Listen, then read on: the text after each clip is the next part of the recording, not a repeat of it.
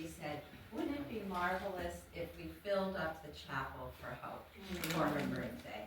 And AC, you were absolutely right. And what a special gift. And thank you all for coming and celebrating with us. And I just want to extend my personal thanks to Hope for supporting Malta House for 30 years. And so many babies, so many mothers, staff, love you, and you've been there for all of us. And in a special way, Hope was, it's so touching that we were there, and it's an adoration for Hope.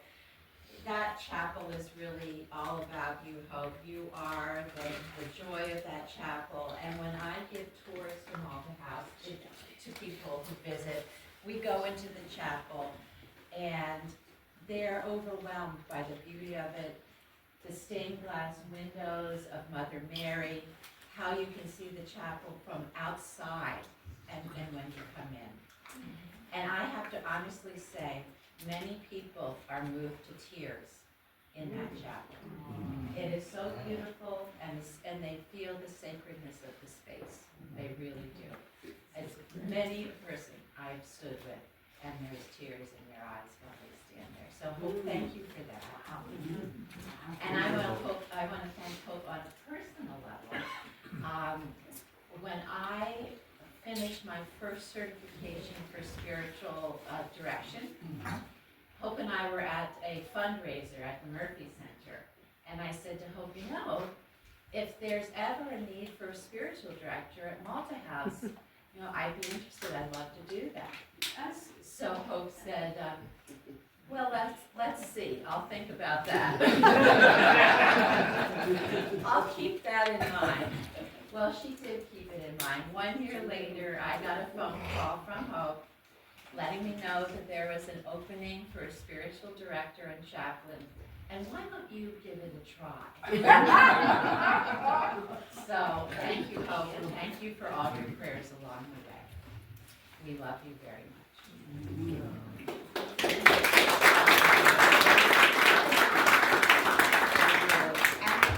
And one of your fellow co-founders here that would like to say a few words, Michael.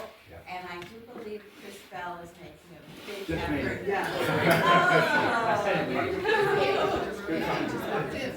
So your two co-founders that would like to say a few words.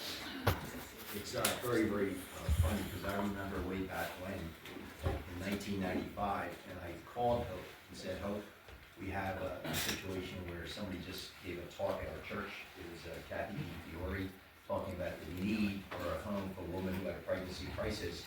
And AC and I were moved to say, what can we do to help? And then Hope said, well, guess what? I had a similar circumstance with a woman that also needed a place to go. There's no room to be in because there's no in. And so we got together, and next thing you know, we're calling priests. So I called Father DeVore. He has me call Monsignor Scheid. Monsignor Scheid's got an open convent that's been sitting there. And then we decided, let's just figure it out and wing it. And the way we won it was every Wednesday, we would meet at this decrepit convent that had holes in the ceiling, broken windows, and Hope would bring the pizza, she'd bring the wine, she'd bring the water, the soda, and we'd have the little sandwiches there as well. And then we would tell our story. So Chris would tell his story about good counsel, I would tell my story about our miracle son, and then Hope would tell her story, and then we'd look at the people and we'd say, if there's anything that you think you can do to help us, okay, please, raise your hand, let us know. In fact, Melanie Barnhart's right to my right, she raised her hand and said, well, I could probably help teach the woman how to cook. And I could also teach them I could also counsel them. And to this day, she's still mentoring one of the women that was there back in 2000. That woman's daughter, born at Malta House, Francesca, graduated last year with a 4.0 average from UConn.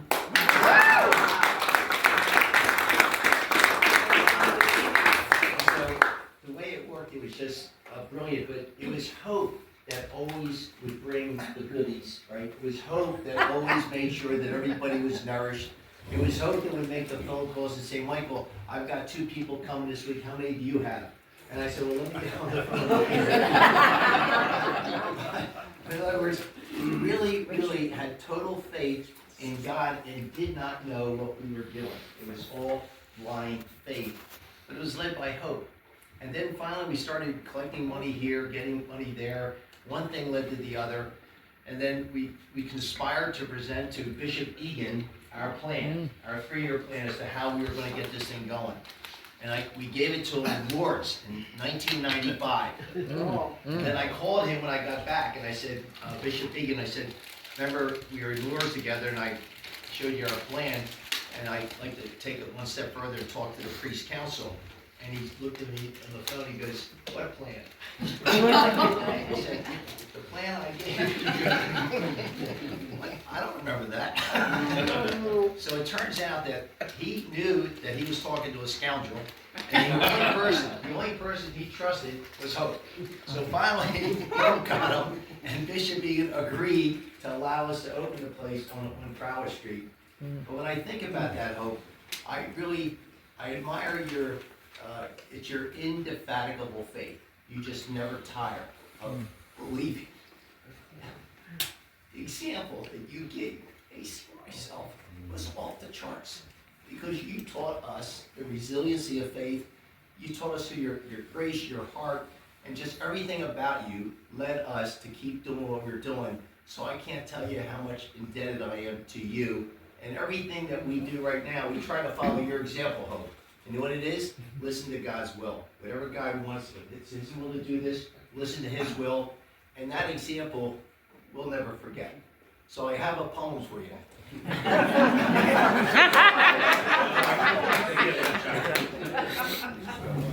Oh, shocker, huh? My 90th year had come and gone. I sat, a solitary woman, in an uncrowded Malta House chapel, an open prayer book, my clasped hands. And as I went to genuflect, I saw the cross and my heart connect. For 20 minutes, more or less, it seemed so great, my happiness, that I was blessed and could bless.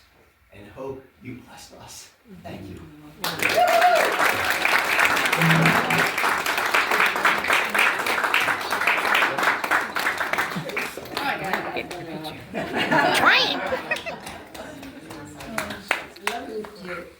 But this is the man that did all the work and got everyone involved. He's the guy that really did the work. All those moms have to thank you, Michael. Too much reality here. Exactly, too much. 5, and I don't think you knew this, but I was with my family. We were going to Cape Cod, and we stopped off in the South Bronx, where I have a good council home, but also we met with Mother Teresa, and it was one of the longest meetings we ever had with her. And so we came up here and then sat down at 5 Prowett Street, and I was listening to what you both had hoped for, and I really recognized you had a determination, but I didn't know Hope. I didn't know what really was, it's not motivating you, you explained that, but whether your determination was as deep as your ideal. Because I get calls several times a year, for years, people wanting to open up a home. And they say, oh, we have friends and we have money or we have a house. And usually I say the house is the last thing you need, because you really need the support to go forward.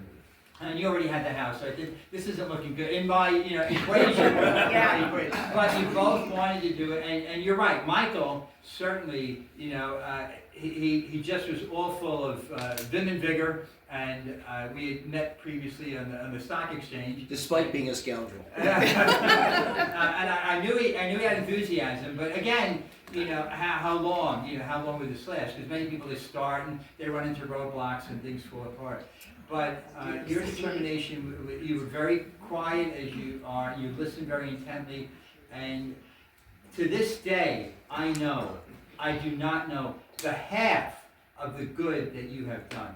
Because over these years, not only and what you've done at Malta House to be the foundation and truly the rockets that got us off the ground and went through a lot of trials and tribulations with zoning and a HUD grant that turned to be more of a burden than a blessing and so many other things. But you were determined and you kept it going. But then you do so many other things, bringing all kinds of kids to Lourdes and just catechesis for all people all over the diocese. You just are indefatigable and a great example.